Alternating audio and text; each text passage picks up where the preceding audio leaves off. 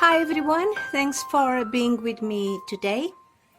This is a comfortable day here in my area. As you know, I live near the coast. It's never too warm, never too cold. Today it's kind of a cool day, but it's comfortable. Some sun, some clouds, but a lot of wind. This year, temperatures have been cooler than usually, unlike so many people complaining about warmer weather. Even in my country, in the interior of the country, there are some fires due to the extreme heat and the extreme dryness of the air.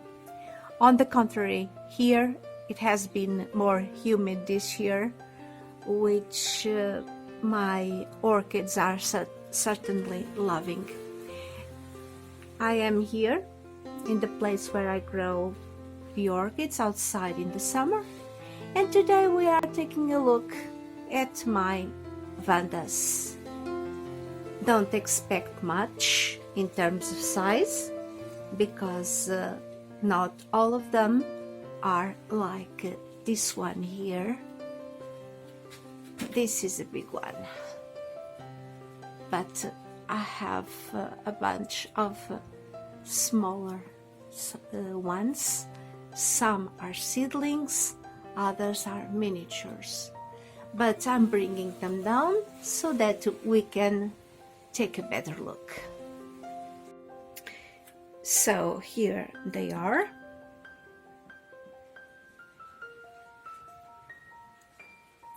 And we'll start with this one. This is my largest Vanda, as I said. It is growing quite well. If you follow my channel, you might remember I bought this one at the supermarket for less than 20 euros. It's a deep purple one. It had beautiful flowers. And this Vanda is growing quite well. It had lots of long roots, but they were kind of, the velamen was cracked, and on those cracks the velamen started to rot with watering. So I trimmed the roots, and I decided to put them inside this large basket, which is so much easier for me when winter comes and I have to bring this Vanda home. But as you can see, there are lots of new tips, all the roots that grew new tips, and some roots that branched. So this is what is happening in terms of roots inside the pot. But then this Vanda is growing roots upwards, like here. You can see two beautiful roots, and if I turn the Vanda, there's another one on the other side. And this thing here looks like a very, very thick root, but looks like it stalled. But this is not it. There are more roots growing. There is one there. And it's going to bloom. One spike there, and another one on the other side. Let me see if I can show you. So you can see both spikes now. There. This is amazing, because she's new in the house. She adapted so well she grew several new leaves. These 3 leaves at least, they are new ones. And she bloomed she was in bloom when I bought this plant, and that was near 3 months ago or less, even less. So I'm quite happy. I hope she has the strength for all of these new root tips, new roots, 2 new spikes. So this is it. Going to hang it to get it all out of the way.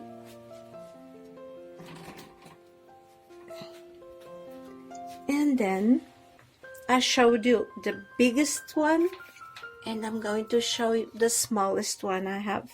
Well, not that one.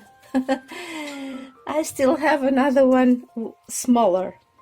This one here. It's too bright. Sorry. Maybe too bright.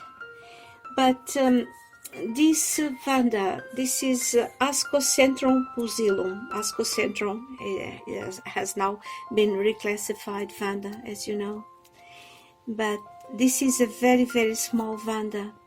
But I don't know. I don't have much hope on this one, because there are no new roots.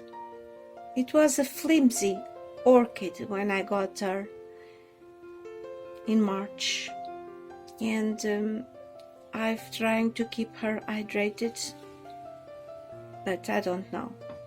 I don't see much going on, but we never know. And then I have this one, which is also quite small, but this one is doing quite well. This one is a Renanthera histrionica.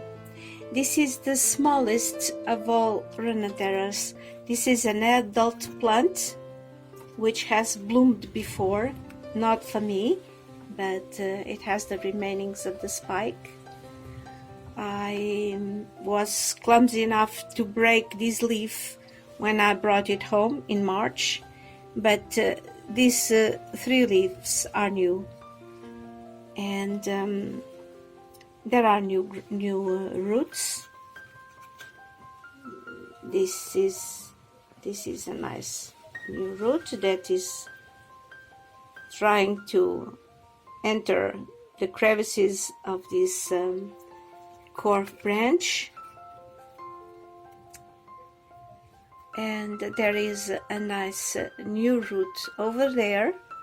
And this one here, look at that. This was a very beautiful root that was just eaten by a slug, and look at that, it's branching there. And there is still another one, another root, which tip was also munched by the slug, and it might be branching too under the moss. Well, she's hanging here, taking all the light she can, and she takes the sun, filtered sun, not much filter though. This is quite sunny here, and she's handling it quite well. Then I have here these 2. These are seedlings. These are the seedlings of Vanda. My friend Teresa brought me from United States last year. They came from Better Grow. There you go. This one is Mocara Jassos Pride.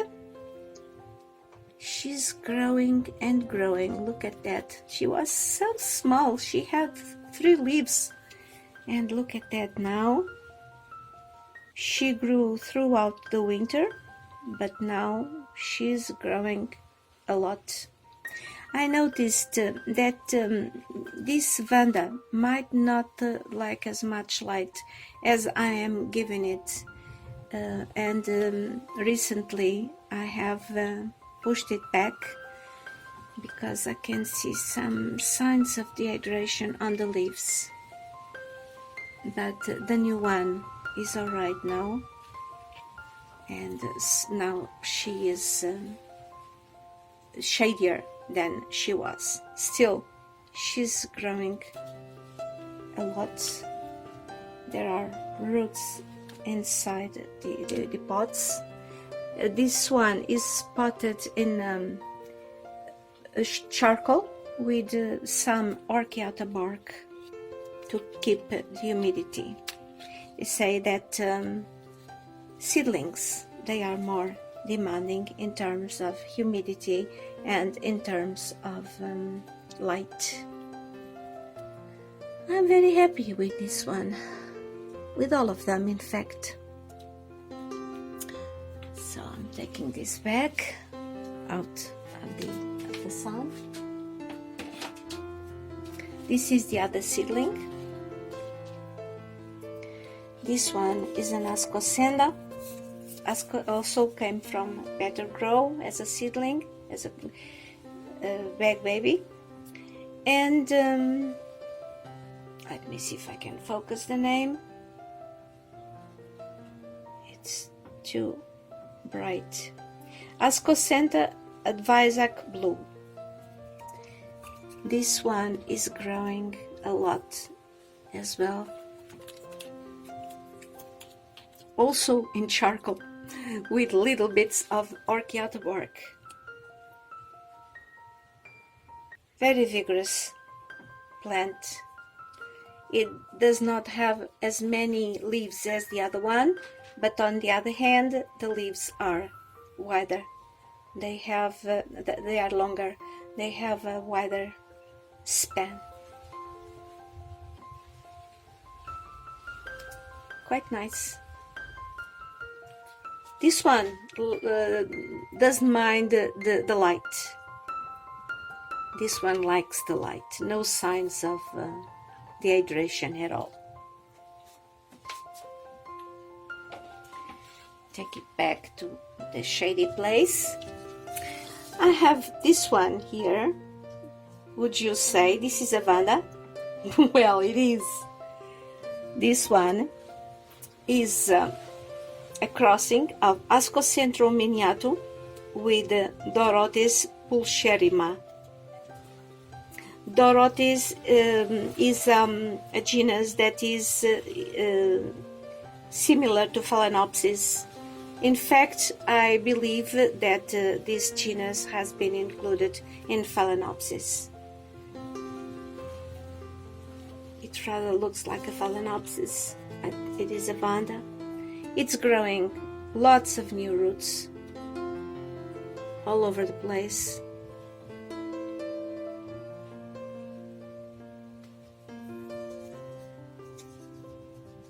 Being a crossing of an Ascocentrum with a Dorotis, I keep it a little shadier.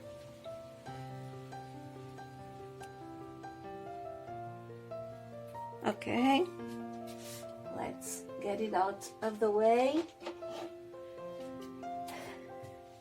And now, here I have this one. This one is a Vanda costylis pink. This is a crossing of a Neophenitia falcata with Rhynchostylis gigantea. And I bought this plant in March. It was a small plant. It bloomed. It was in bud when I bought it. It bloomed, and after that it started to grow these thick roots. Look at that. These are the older roots. They were They are drying up, I believe. There was a very long root which I unfolded here in this pot, and you can see it's drying. But there are these ones. They are so big and so vigorous, and the plant has grown so much. So very happy about it. Very happy. Another one out of the way.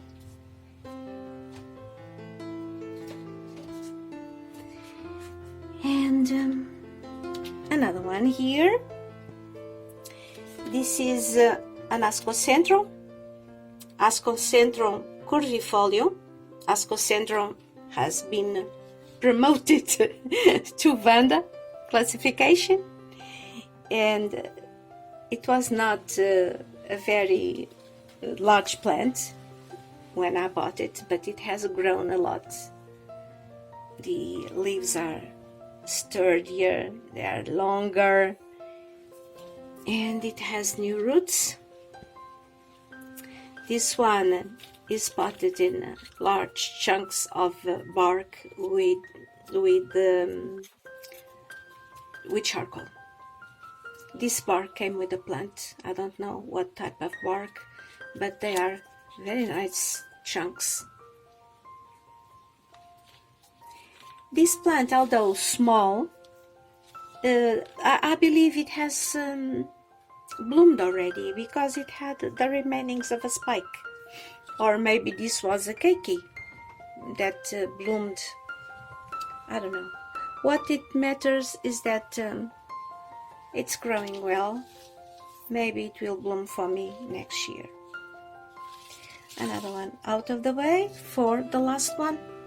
This is my Neophanetia falcata. I have this one. I have this one. Well, I bought it 2 years ago. 2 years ago. It's a miniature plant. It's a rather miniature plant, but when I bought it, it had only 2 fans, and now it has several fans. But it has beautiful roots. I just unpotted it yesterday because it was too tight in its pot, and I saw it has beautiful roots. I have most of my orchids in these mesh pots. I like them a lot because I like to see the roots, and I like to take a peek and see if they are growing well or not. And on the other hand, I rather water more and give them a chance of drying faster. In these mesh pots, they dry faster, but I don't mind watering them daily if necessary, which is what I am doing. These mesh pots are a bit like being on a mount. They dry up very fast. But there is another plant I want to show you, which is this one. This is not a Vanda, but is a Vandaceous. Let's say this is not a Vanda. This is Rhynchostylis gigantea, not really classified as a Vanda, but it's about the same care, and when we look at her, we feel that she is a Vanda. Anyway, I believe I read somewhere she's not a Vanda because she has not been classified as a Vanda due to the shape of the flowers, which is different. Something different about the lip. This plant does not like much light, so I keep it shadier, although not as shadier as she would like. I always have bright light even on dull days. Can you see? It has this purplish spotting, which is due to the highlight. This plant, when I received her, was potted only in charcoal. The roots were tight in a small pot full of little pieces of charcoal. When spring came, I decided to repot it, and I repotted here, also charcoal, but I want to see the roots, and I am watering it every day. When it's warmer, I water it in the morning and afternoon as well. But I'm a bit half concerned about this plant. The good news is that it has this big leaf which grew under my care. The bad news is that there are no new roots, but there are a few signs that roots might be waking up.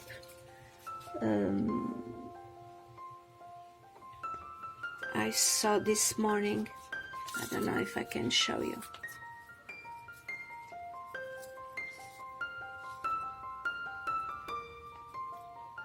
Maybe not. Anyway, I took the pieces of charcoal that were around. I don't want the roots to rot. And she's going to have her bath now. She was watered it in the morning. She was waving in the breeze, in the shade during the morning, and now she's going to be hydrated and fed, and let's hope she will get new roots or branching roots before the winter. And this is it in what concerns my Vandas or Vandaceas. Hope you have enjoyed, and I'll be back soon to give you an update of my Cattleyas. Some of them are here, others are on this side, but we will check them next time. Until then, enjoy your summer and be happy.